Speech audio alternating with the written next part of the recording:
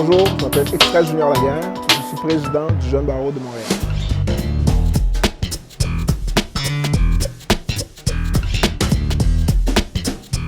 L'Assemblée des leaders de demain, ça a été créé il y a 10 ans, pour la simple bonne raison qu'on a 5600 membres au Jeune Barreau de Montréal.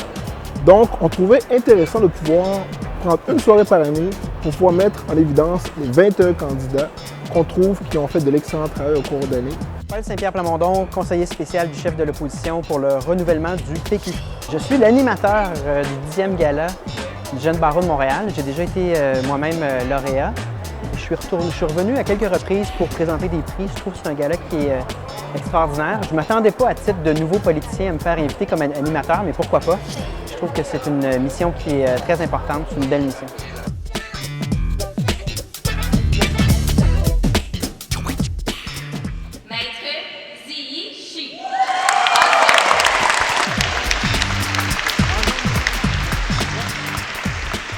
Bonjour, Ziichi Ozur-Hoskin-Harcourt, lauréat dans la catégorie droit corporatif. Je dirais que dans le droit corporatif, moi étant une jeune femme, étant une immigrante, je dirais que c'est un domaine où encore c'est dominé beaucoup par des hommes, c'est dominé beaucoup par des gens qui sont natifs du Québec.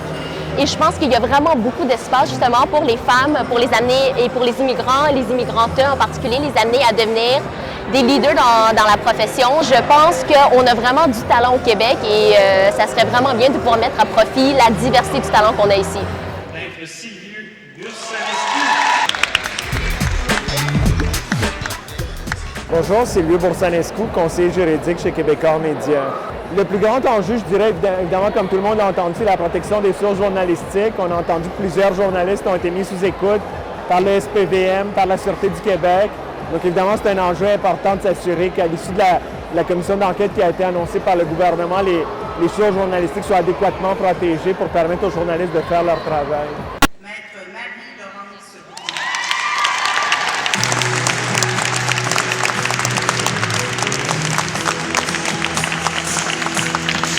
Bonjour, je m'appelle Marie-Laurence Brunet, je suis avocate pour Brunet et Associés, une firme que j'ai fondée il y a maintenant presque 3 ans.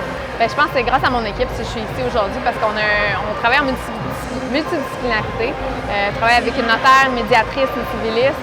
Et puis ensemble, on développe toutes sortes de projets. En matière familiale, le fil conducteur, c'est l'accessibilité à la justice. Puis grâce à ce fil-là, on donne des conférences, on écrit des articles, on développe des méthodes de tarification qui sont un peu différentes. On a un service d'aide à la représentation. Puis je pense que c'est ça qui fait que je suis ici ce soir. Maître Alexandre Désy. Bonjour, Alexandre Désy, président onreg.com et président Cancer Testiculaire Canada.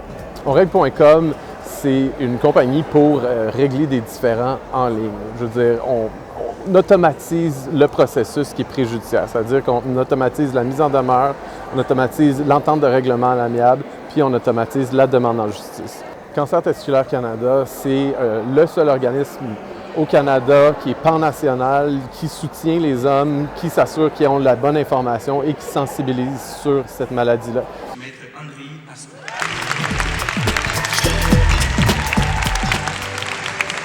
André Pascou, avocat chez Macmillan, lauréat de la catégorie Pro Bono Implication sociale. Cette année, dans la catégorie Pro Bono, j'ai représenté un client dans le cadre d'un procès de longue durée de 5 jours en cour supérieure en janvier. Et j'ai finalement obtenu gain de cause pour lui.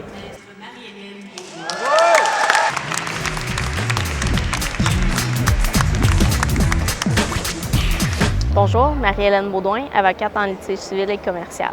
J'ai une pratique qui est quand même assez axée sur les individus. J'essaie de développer vraiment une pratique qui est différente.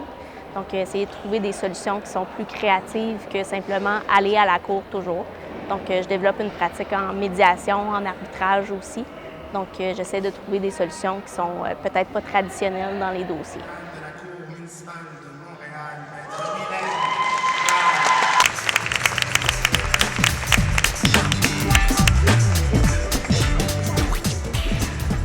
Mon nom est Mylène Brown, je suis procureure de la Couronne à la direction pénale et criminelle de la Ville de Montréal. En fait, je pense que ce qui me distingue des autres candidats, c'est que je fais de la justice de proximité, des toxicomanes, des alcooliques, les gens qui sont à leur première offense, qui comparaissent sans avocat, qui ont des budgets très restreints. Alors, je pense que c'est ce qui me distingue. Redonner confiance au public envers le système de justice québécois. Je pense que non seulement les délais, les peines qui peuvent sembler clémentes pour le public sont des enjeux qui vont déconsidérer l'administration de la justice.